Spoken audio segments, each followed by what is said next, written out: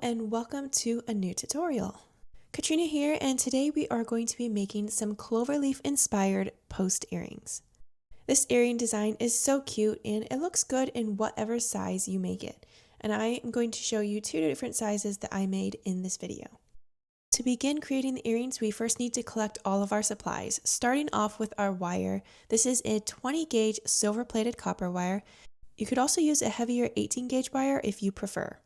Keeping it simple with our tools, we have a pair of wire cutters, and then we have our round nose pliers, we have our nylon jaw pliers, and then we also have a file to smooth down the ends of the post of the earring.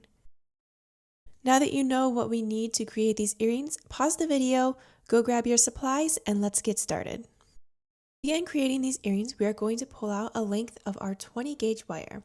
I always like to grab the nylon jaw pliers and smooth it out, but this is optional. Now to get started with the earrings, we are first going to make sure that we leave out a length of wire for the post of the earring. I usually leave about a ½ inch of wire for the post. Where you place the wire into the pliers is going to determine the size of your finished clover. For the clover that I'm making right now, I'm going to place the wire in the middle of the jaws. This is going to give me a nice little earring that's not too big and not too small. Wrapping the wire around to create a loop, we are then going to slightly pull the ends apart again so that it is more of a teardrop shape than a circle. After adjusting the shape of the first loop, I'm going to use my finger to mark the spot that I created this loop so that my next loop is the same size. Now here's a helpful tip and trick for you. When you want to create a bunch of loops that are all the same size, grab a piece of washi tape and place it onto your pliers at the point of whatever size the loop is that you want to make. So after you create the initial loop and the size that you want, then you can mark that spot with your washi tape and then you're good to go, and all of your loops should come out the same size.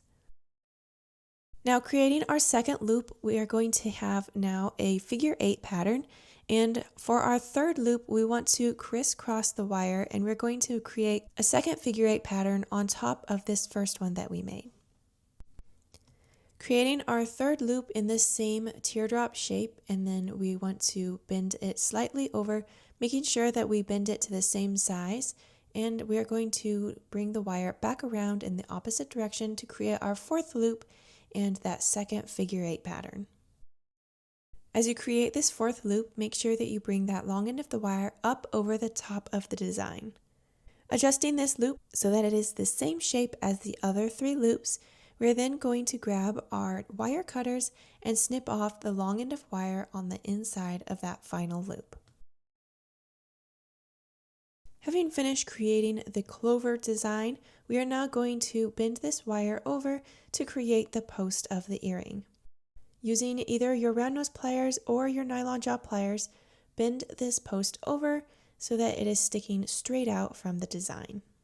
I'm also going to use the nylon jaw pliers to press the design together, and I'm just going to pinch the entire design all the way around so that it's a little more flat.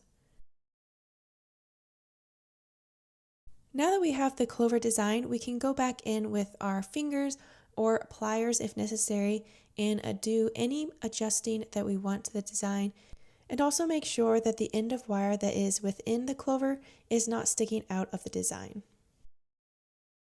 Last but not least, we need to grab our file and smooth down the end of the post, testing with your finger to make sure that there are no rough edges or anything sharp. And with that, we have finished creating our first earring. Repeat all of these steps to create the second earring. With our first earring for a pattern and our tape marking our pliers, we can begin creating the loops for our second earring. Remember to slightly pull the ends back apart so that we don't have a complete circle, but rather the loop is more of a teardrop shape and we end up with that figure 8 pattern.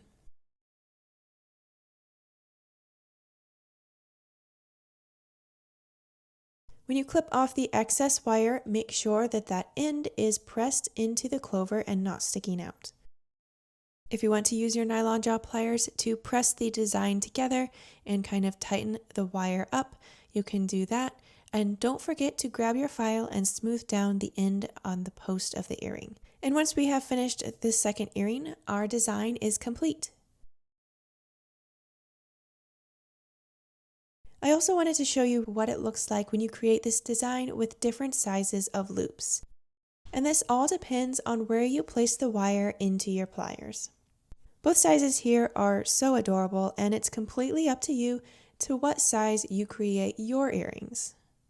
And that's it for this tutorial. If you want to find more tutorials like this one, be sure to go check out my channel.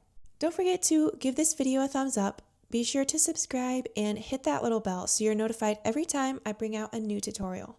Once again, thank you so much for watching, and I look forward to seeing you in the next video.